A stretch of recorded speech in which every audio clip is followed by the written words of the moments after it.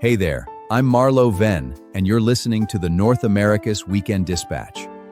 We're recording this conversation ahead of its August 15th broadcast, and because my co-host Weema couldn't be here today, a special guest reluctantly agreed to be on the show, the creator of Skylark Minis himself.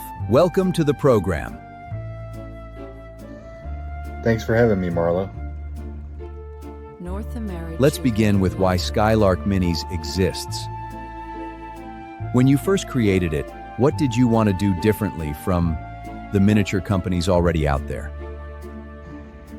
When I created Skylark Minis, I really wanted to do more than release 10 action heroes every month. If that's what someone wants, there are plenty of creators out there far better and more practiced at it than me. I wanted to focus on the other side, the world those heroes are walking through.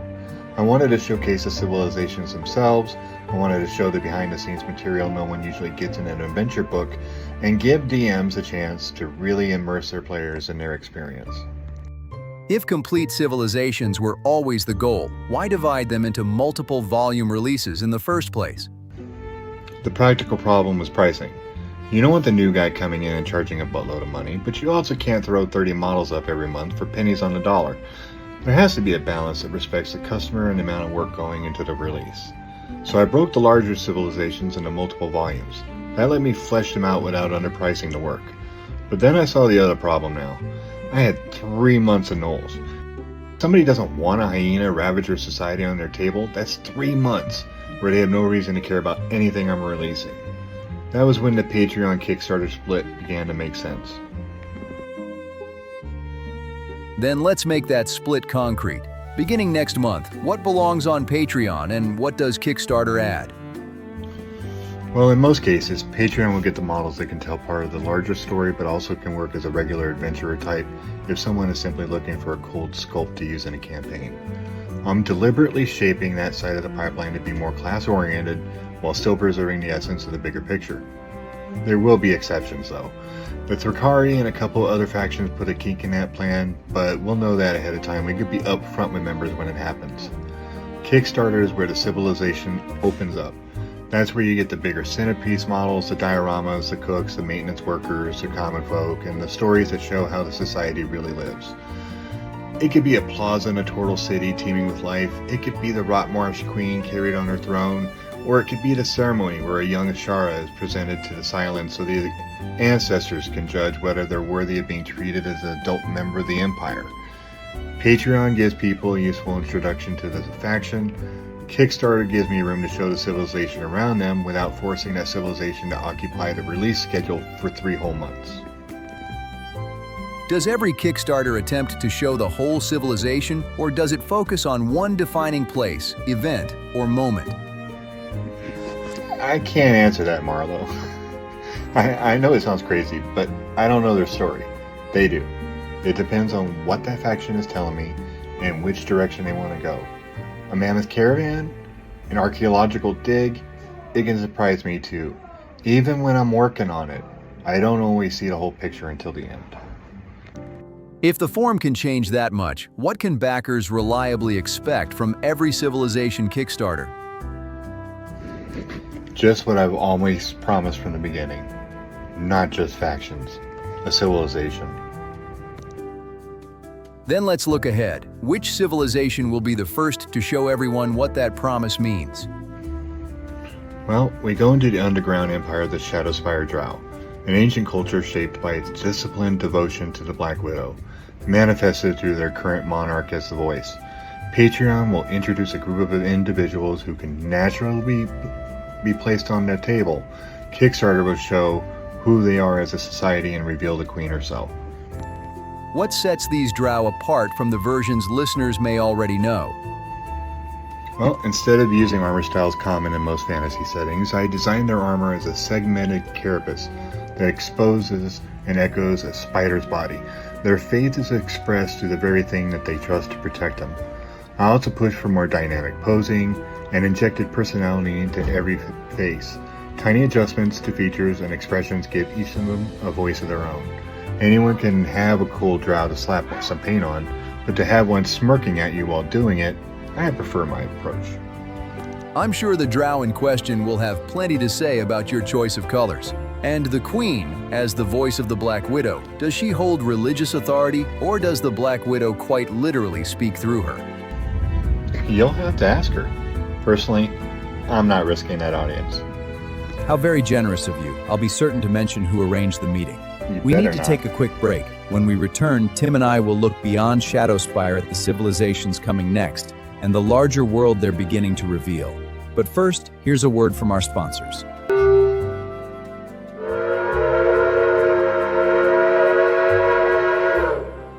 Beneath centuries of earth lies Philadelphia, a city built before the fall and nearly lost to history.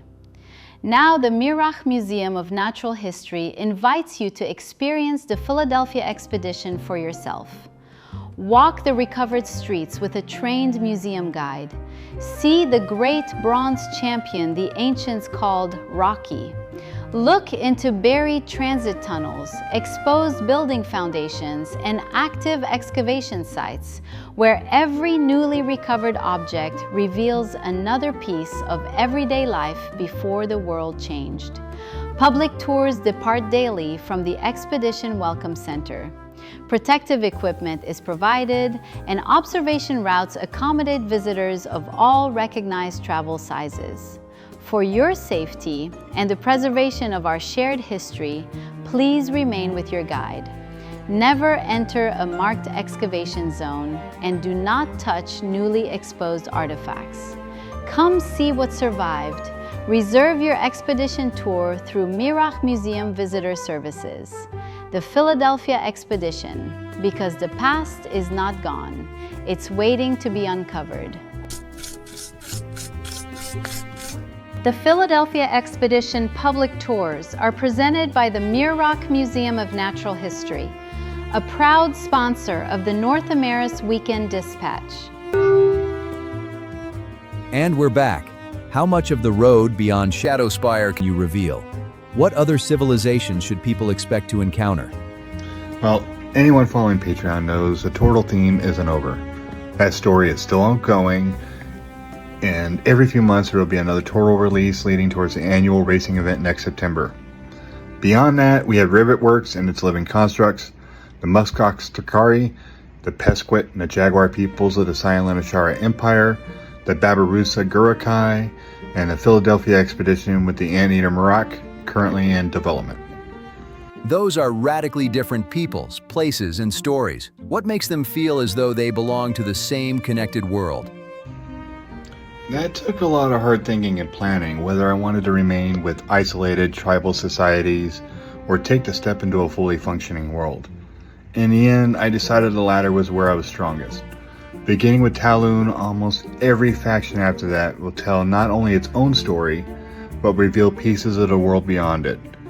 You'll start seeing the world that is Arcane Worlds, not just a particular person or race featured in one release.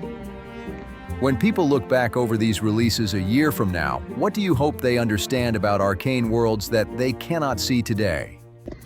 That I was never out to give them a single miniature.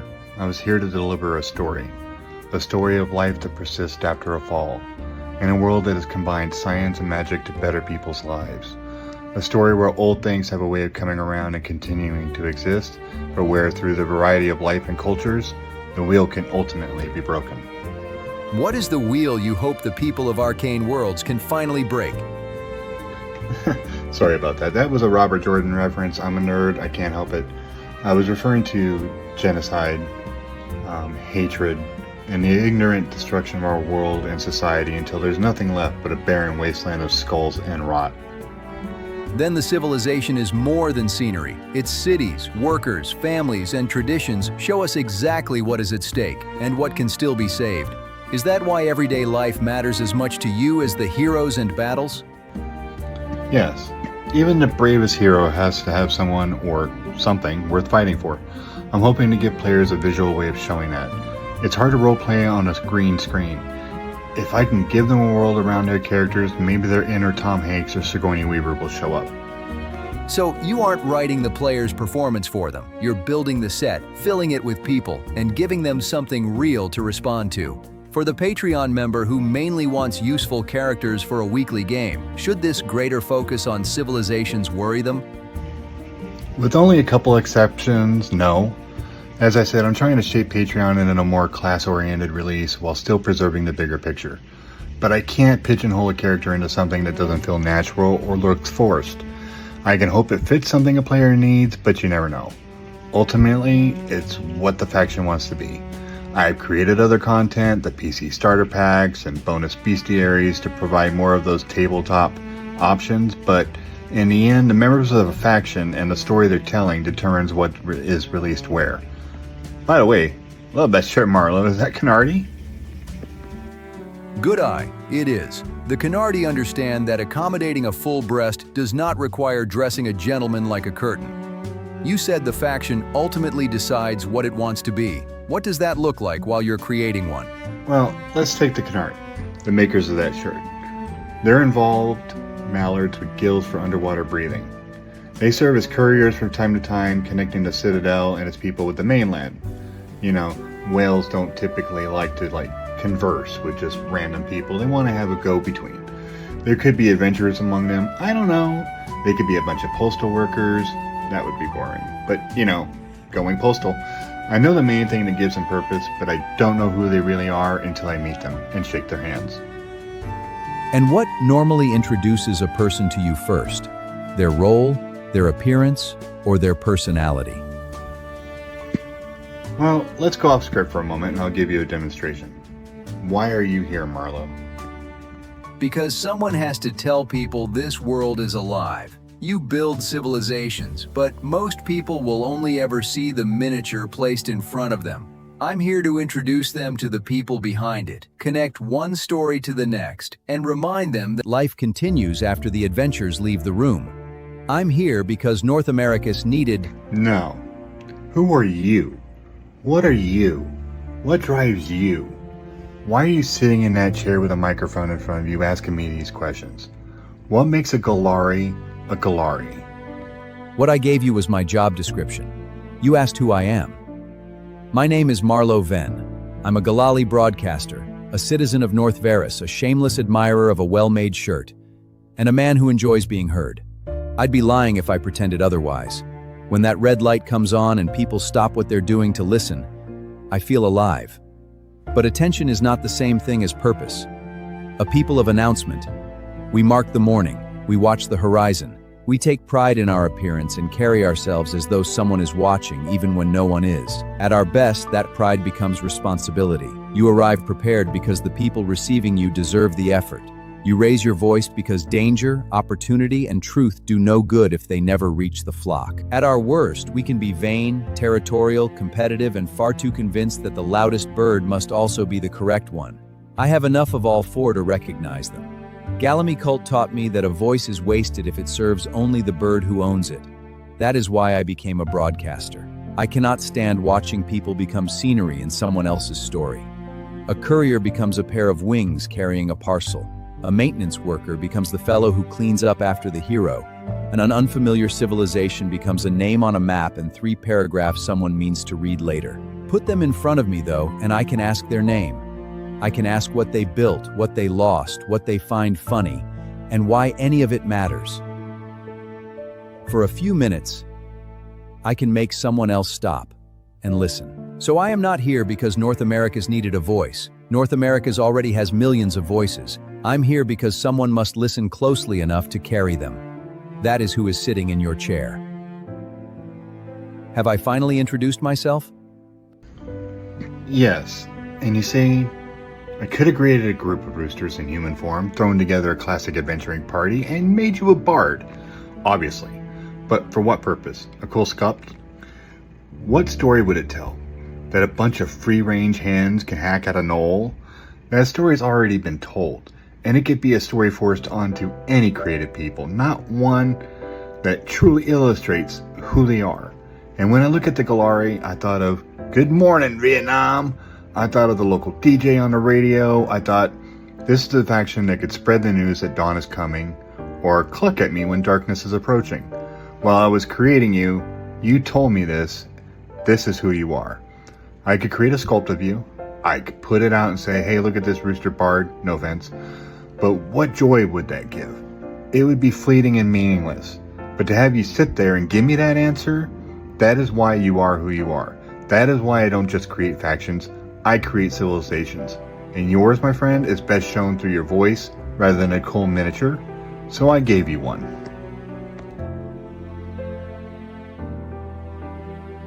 I see.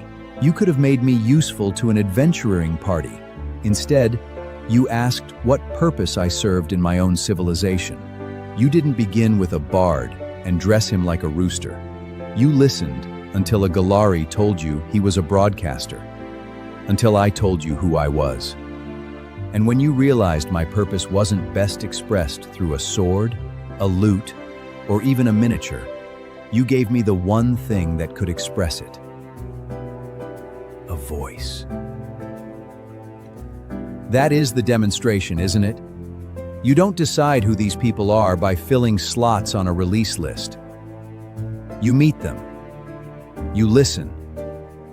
Sometimes what they ask you to create isn't what you expected to make at all. No offense taken about the rooster bard. Have said about your poster looks, by the way. I'm certain he would have been devastatingly handsome. But he wouldn't have been me. And hearing what you just said, Tim, I'm very glad you waited long enough to meet me. No, thank you for proving to me why I'm doing this. It isn't to make a cool miniature, it's to show through these people the lives they could live. Then I think we found the answer. You aren't creating ordinary people merely to decorate the world around the heroes. You're showing those heroes what survival could lead to. A home, a profession, a family, a community. A morning when no one needs them to save the world. The miniature captures who someone is for a moment. The civilization shows the life they might live. And perhaps that is what makes the fight worthwhile. Thanks for having me, Marlow. I really appreciated our time together. Nearly brought me to tears. Nearly? I'll have to do better next time. Thank you, Tim, not only for joining me, but for listening long enough to discover who I was before deciding what I should become. It has been a genuine pleasure. That pleasure was mine, my friend. Tim came here to explain a change in how Skylark Minis releases its work. Beginning next month, Patreon will introduce the people of a faction, whenever the civilization allows it, to remain useful in an adventuring party. Kickstarter will open the world around them through its workers, rituals, institutions, stories, dioramas, and centerpieces. The first door opens beneath the earth, in the empire of the Shadowspire Drow. We will meet individuals ready for the tabletop, and then the society that shaped them, culminating in the reveal of the Queen herself. Beyond Shadowspire, the road continues through the Tortle story and toward civilizations as different as Rivetworks, the Thrakari, the Silent Ashara Empire, the Gurakai, and the Mirok expedition uncovering buried Philadelphia. But perhaps the most important promise is simpler than any release schedule. Skylark Minis is not abandoning the character in order to build the civilization. It is building the civilization so that the character has somewhere to belong and someone worth becoming. The heroes will still have their adventures. They will still face the darkness. But now, when they fight for a city, a people, or a future, we may finally be able to see what they are fighting for. I'm Marlow Venn, and this has been the North Ameris Weekend Dispatch. The dawn is coming. Make certain someone hears about it.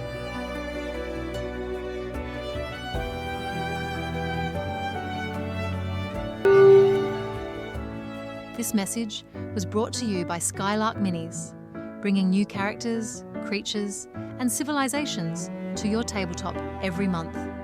Join us on Patreon for monthly releases and follow Skylark Minis on Kickstarter for our larger campaigns and complete civilization expansions.